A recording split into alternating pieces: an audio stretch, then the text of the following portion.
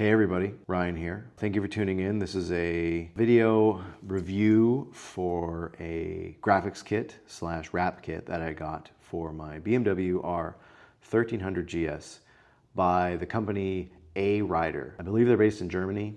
I ordered this about 6 weeks ago. It took less than 2 weeks to get here. As you can see, colors I got were solid. I was trying to go for a kind of like a beachy sunset look. Didn't turn out exactly like I planned. I'll explain that in a moment. My main thoughts are that the quality's good. The decals seem to be pretty thick, pretty protective. The price wasn't too bad. You can order the sections, and so I ordered all three as for a full kit. There's the front fender here, there's the main body, and then there's a kit for the back of the bike and also the swing arm. So I guess it's 4 components, but everything all together ended up being like $408 US, which I thought was pretty reasonable, but I got hit with a huge import fee from DHL. That was a surprise. It should have been a surprise. I should have known that it was coming, but it was like $80, and so it ended up being almost $500 for this whole kit, and I really don't think it was worth it, even if I would have got actual decals instead of solid colors, which I'll get to in a minute. But it's a good kit and it's good quality. So putting this on, I made a few rookie mistakes. A lot of the mistakes were just learning how to put the stickers on the bike, avoiding bubbles, using gloves, not getting oils on the sticky side.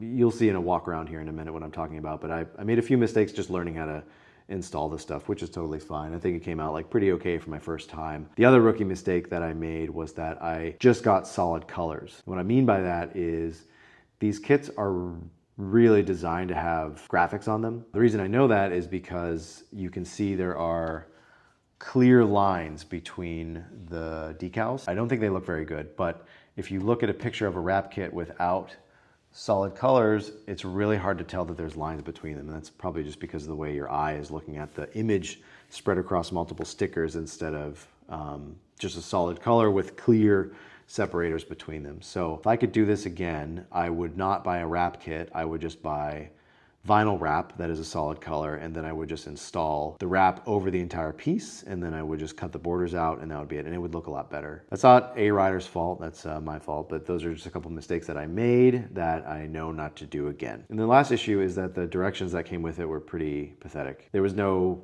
individual instructions for this bike. There were no videos online from ARider. I figured it out. It gets pretty obvious what pieces go where. You kind of hold up the piece, the part you're working with, to the sticker you have in your hand and kind of match it up. So I figured it out, but you'd think for this kind of money there would be a little bit of a specialized guide for this model. This is way easier if you start removing the bodywork before putting the pieces on. So here's the bike over here. You can see I put the first one on the radar module here. That was actually pretty easy because it's out in the open.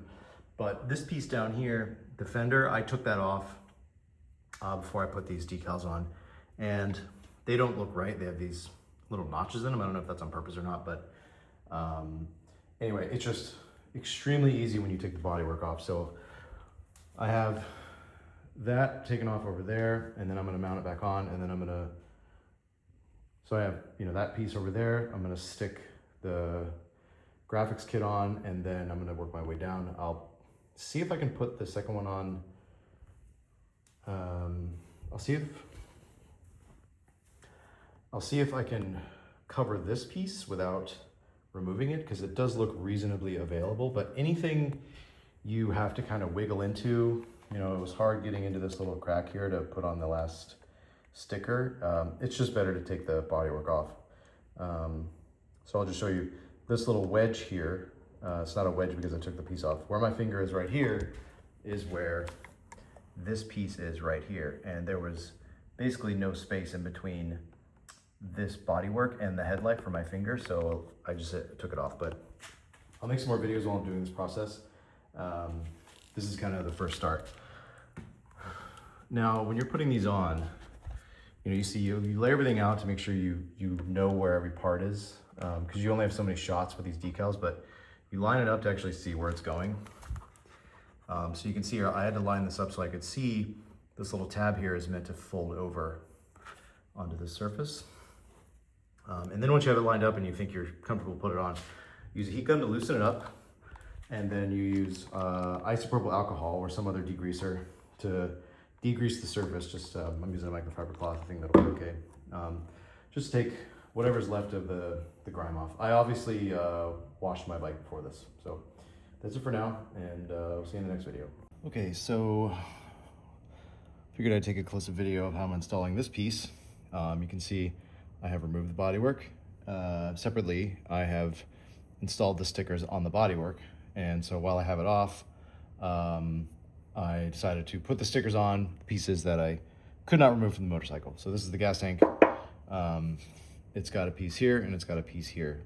The sticker kit does. I wiped this down with a rag, a little soap, and then I wiped it down again with alcohol because they say you're supposed to degrease it before you put these stickers on. So I want to follow the instructions. And before I took the sticker off, I lined it up.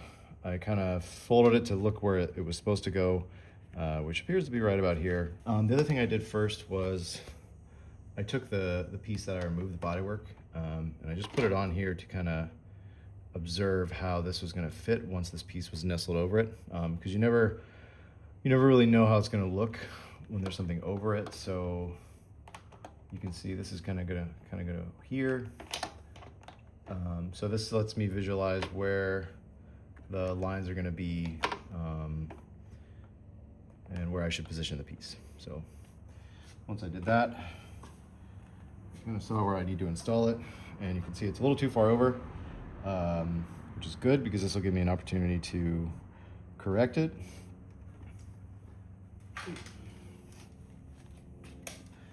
I use a heat gun. You don't need much. The more you heat it up, the more it stretches, which means you can actually deform it pretty good when you're removing it, which just makes it hard putting it back on. So I'm gonna line this up just a little further over.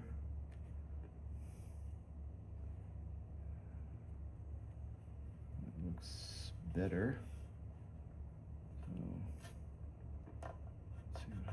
Stick that on there.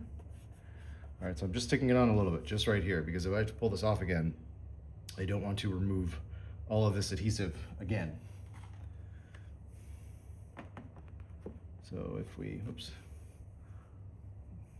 line our part up, put the bolts here, just try to visualize it. I think that looks pretty good. So seems to be a good start. Now you just really slowly work this on. I don't have one of those squeegees that have the foam piece on it, so that we use to scrape. I had one, I can't find it, so I'm just using my finger, and I'm going really slow, and I'm just kind of slowly kneading it onto the bike here.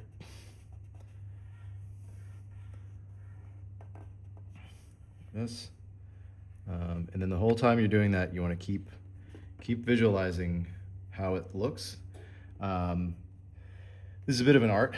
I'm not super good at it, but with this tape job I'm doing, it doesn't need to be perfect. I think it looks pretty great without it, or without it being perfect. And if I really wanted it perfect, I would just take all these parts off and have them sprayed, professionally by a shop.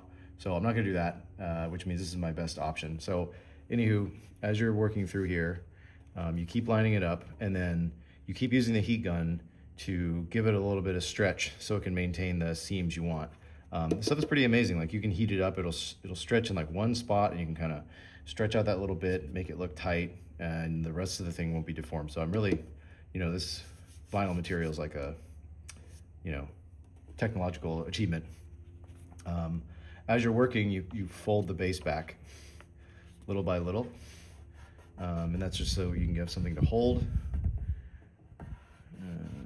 Keep working, and you never want to go too far, because if you go too far, and let's say you made a mistake earlier and you just kind of go too far, or particularly go too fast, then you won't notice it until the whole thing's on, and you got to peel the whole thing off and do it over again, and it's just a big mess. So don't make that mistake. Just be really slow. Recording, right? Always look at the camera to make sure you hit the record button. The other thing that happens too is you can get to a technique where if you just start pushing on this thing, you can see it just slowly on its own unwraps the piece there. So if you run out of space to grab, you can just use your finger and it will, this thing will just naturally roll itself off. See how that works? Boop.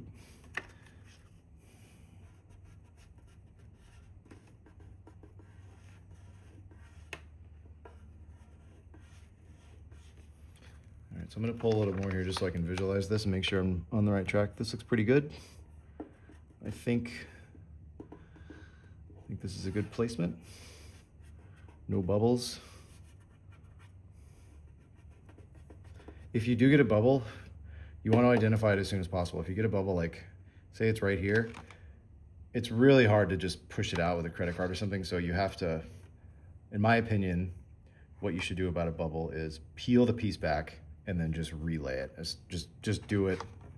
I think it's the easiest solution. It's also better to wear gloves, I think. Every video I saw of people putting this stuff on, they were wearing gloves, and I was just pretty lazy, so I didn't put on mine, but keeps the mush off your finger from getting on here. You can see there's like a little bit here. That's just, you know, for my finger. It's no problem to wash, but it still doesn't need to happen if you just wear some gloves.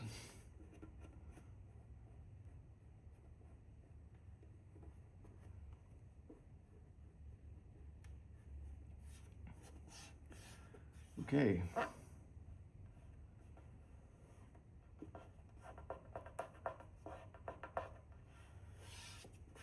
All right, that piece is on. Let's take a look here. I always do this. I always put this on upside down. All right, that doesn't look bad. That looks pretty good. Okay, I'm gonna go do the other side. This is obviously meant for graphics, because if you use solid colors like I did, you can just clearly see these lines, and you can see that they, you know, you really have to nail it if you want these to be a consistent size. So again, that's my rookie mistake. These are really meant for graphics kits and not solid colors. But, you know, as you can see, they're, you know, the actual durability and the cut is pretty good. You know, I'm not entirely sure what those notches are for. You know, you can see some of them down here. I thought they were for reliefs, but, you know, as much as I've put this thing on, I really didn't need them. So, you know, maybe they're for the styles of graphics that they come with, you know, and again, because I got solid colors, they just look out of place. They have these cutouts, and I really just couldn't piece together what they were for. You can see, you know, just learning this process, I left some bubbles that I really couldn't get to as I sealed it, and I didn't want to take this thing off. You know, I put this on several times and took it off, so I just figured I'd leave it. The directions say some of the bubbles disappear over time. I don't know, it's been 2 or 3 weeks and the bubbles are still here, so these aren't going to disappear. So, you know, I just kind of gave up, dealt with it. The shade I got for the bottom was supposed to be like an ocean, but it ended up just looking like painter's tape. So I think it looks, I like the cut again. I think it's a really cool, you know, system that they did. But in this case, it just, you know, it didn't turn out the way I wanted it to turn out. So I'm going to just take this off at some point and replace it with, you know, something else. The swing arm, you can see the swing arm here. It looks pretty sharp as far as the cut goes. Oops, plug that back in. One thing I wasn't sure about is why they sent all these spares. So this one isn't a spare. These are for the metal piece here, and I just didn't put it on. I just didn't like how it would look. And some of them are for the windscreen, but others are, I really couldn't find another place on the bike. Like this piece here is, you know, maybe it's for different factory options or something. Maybe it's for a GSA instead of my GS, but you know, there were just quite a few extra pieces and I'm paying for them. So I really wasn't sure what these are for. So that was kind of weird. You know, some of the pieces here are, you know, a very strange shape. So like this shape is strange, and me being the first time, you know, I kind of blew it. I wasn't able to get rid of this, and The solution at this point, I just need to cut this and, cut a relief and then fix this. But I really couldn't figure out a way to unstick this. I heated it up and I stretched it too much. So I learned a lot. I'm a lot better at this now than I was when I, first started this.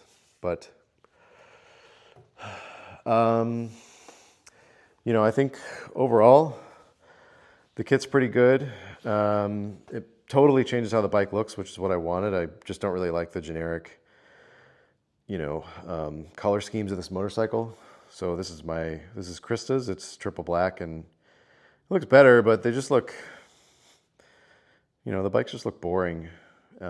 So yeah, I wanted to spice it up a little bit, but again, what I have learned is that for this case, I love solid colors, and I really should have not got this kit at all. I should have just got a long roll of the color, and I should have laid it on and cut it myself. So that's not ARider's fault, that's my fault. Lesson learned, but I think this is a good kit. Again, it was like $400 for all three of these components. So there's the back component plus the swing arm. There's the primary component here that you order, and then there's the front fender there. And if I could do this again, I would not buy this kit at all. I would just cut my own vinyl from wrap. I ordered rolls of wrap. But again, that's not ARider's fault. I think it's pretty cool. I think the quality is really good. It's really thick. They did a really good job with shaping all the cutouts. And if these actually had like graphics on them, I think it would look, all of the little lines and everything would be a lot more forgived. So, yep, that's what it looks like on the bike. For me, it was not worth the money. Hopefully I explained in a good way why. And the important thing about this, the steps are, you can basically take every one of these pieces off the bike. This just pops off. You can pop all these pieces off and then put the decals on and then put the pieces back on. That's way easier than trying to do this all while it's on the bike, in my opinion. And then when you have stuff like this, I put these bars on myself. I had to take them off. Then I had to take this shield off. And then I was able to remove this large plastic piece that goes all the way, under here and down here. And you really got to take the stuff off to put it on. I mean, obviously you must take this one off because you can see it's under a piece, but in general, it's just a lot easier to work with these parts when they are off the bike, and you can kind of move them around and heat them up. And so, yeah, there you have it. This is what the stuff looks like on the bike. So if anyone is curious, this is a BMW R 1300 with a graphics kit from ARider.